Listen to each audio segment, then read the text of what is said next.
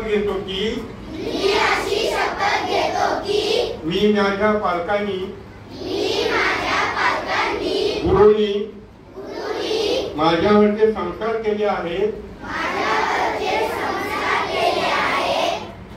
त्याचा मान ठेवीन। आई वडिलांनी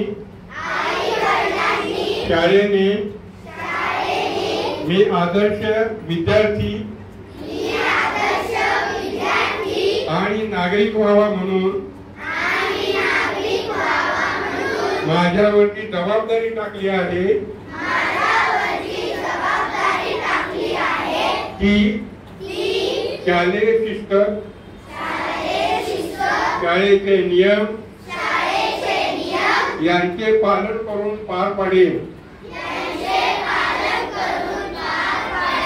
शाळेत वेळेवर येईल।